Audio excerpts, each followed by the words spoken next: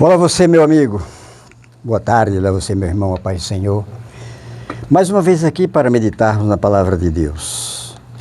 E hoje eu tenho um assunto que provavelmente todo meio evangélico conhece, mas que certamente tem mensagem tanto para nós que já somos salvos em Cristo Jesus, como para você que ainda precisa ter uma experiência particular com este que nos salvou.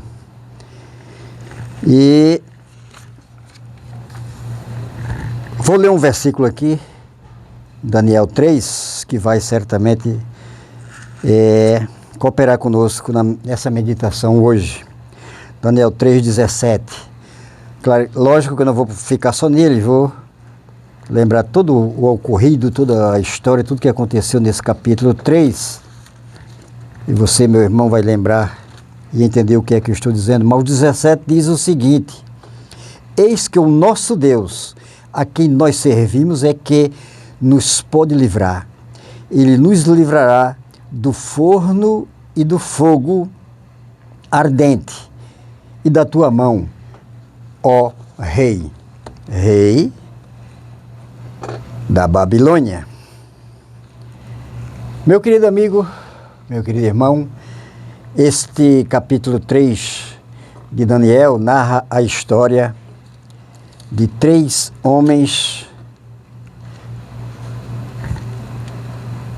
que deram um testemunho muito forte neste tempo e que este testemunho se arrasta hoje, se arrastará por muito tempo, porque é um testemunho deveras forte e que nos ajuda, que nos encoraja e que nos mantém firme na fé, porque do jeito que Deus fez com ele, certamente fará com todos nós à medida que precisarmos, à medida que estivermos em situação semelhante a desses 3 homens.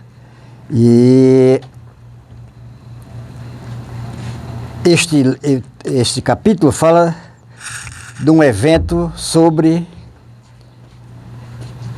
3 judeus que estavam nesse tempo no cativeiro na Babilônia. Estavam no domínio do rei da Babilônia nesse tempo. Foram levados em cativo, estavam lá. E esses 3 homens também eram amigos de Daniel. Mesaque, Sadraque e Abidnego, que aliás esse era o nome que eles receberam na Babilônia, porque os nomes judeus dele eram outros: Misael, Ananias e Azarias. Mas vamos tratar aqui de Mesaque, Sadraque e Abidnego. Esses 3 homens deram um testemunho muito forte nesse tempo pelo seguinte: o rei da Babilônia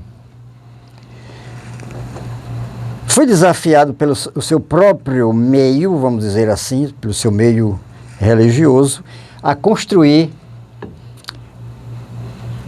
uma grande estátua, um grande ídolo, um grande deus de ouro, gigantesco,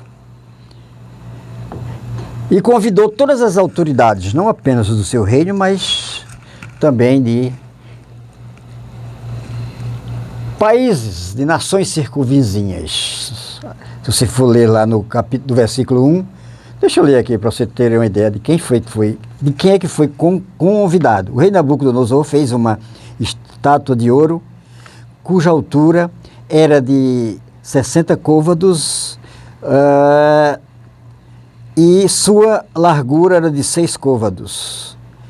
Levantou-a no campo de Dura, na província da Babilônia. E o rei da Babilônia mandou ajuntar os sátrapas, os prefeitos, os presidentes, os juízes, os tesoureiros, os conselheiros, os oficiais, todos os governadores da província, para que viessem à sua consagração, ou à consagração da estátua.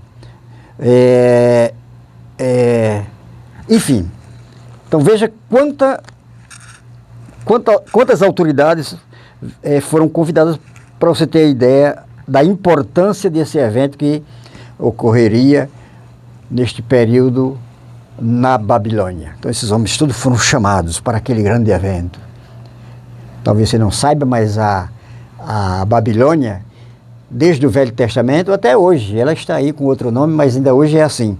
Ela sempre foi idólatra e milita contra o reino de Deus, a obra de Deus, enfim. E isso não é diferente de hoje, evidentemente, tá? Talvez você não saiba, mas hoje ela ainda está aí em ação. Aliás, Apocalipse fala, né? Da grande Babilônia, enfim. Mas isso não é nosso foco.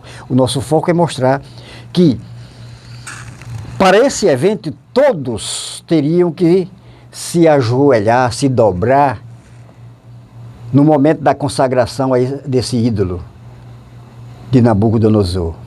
No momento em que tocasse instrumentos de sopro, né, cornetas, todos se dobrariam em homenagem à consagração desse Deus. Isso era um grande evento. Era uma das coisas que eles prezavam muito. Era a questão da idolatria, do serviço a um Deus deles. Sempre teve em toda a história deles. A Bíblia relata alguns, evidentemente. Então, mas esse seria um dos grandes. Todos teriam que se dobrar. E assim aconteceu. No dia, na hora, no momento em que foram consagrar, toca-se as cornetas, todos se dobraram em homenagem àquele rico, grandioso e poderoso Deus deste povo. Mas 3 homens não se dobraram. Sadraque, Mesaque e Abidnego, justamente 3 judeus. Todos os gentios outros se dobraram. E esses 3 não. E por que não se dobraram? Foi uma questão de desafiar o poderio do rei? Não, que eles sabiam que isto era errado. Não podiam fazer isso, desafiar reis, nem que mesmo que não fossem reis de Israel. Enfim, autoridades eles sempre faziam questão, eram orientados a respeitarem, mesmo que não fossem autoridades judaicas. Então ele não fez isso para desafiar este senhor, esse grande homem, o Nabucodonosor. Mas ele fez porque na Bíblia, na lei de Moisés, se você for lá ver desde o começo da lei de Moisés, lhes era orientado que não se podiam prostrar, adorar, prestar culto ou serviço à imagem de escultura, como hoje somos nós evangélicos, somos terminantemente proibidos, com base na mesma orientação legal, e hoje como é que eu diria mesmo, arregimentada pela palavra de Deus no Novo Testamento. Então não podemos nos prostrar, adorar a imagem de escultura, enfim. Então esses homens não se prostraram por isso. Só que eles corriam um grande risco, que foi o que aconteceu. O rei não entendeu como obediência à lei deles, à lei religiosa dele, ao Deus deles, mas um desafio. E o que lhes aconteceu? Nabucodonosor os manda para serem jogados dentro de uma fornalha, dentro de um forno. Se você já foi numa padaria, sabe que existe um forno onde assa o pão, numa cerâmica onde assa o tijolo, enfim. Eles foram jogados ali dentro para serem destruídos, porque Nabucodonosor simplesmente não aceitou aquela falta de consideração, entre aspas, com ele.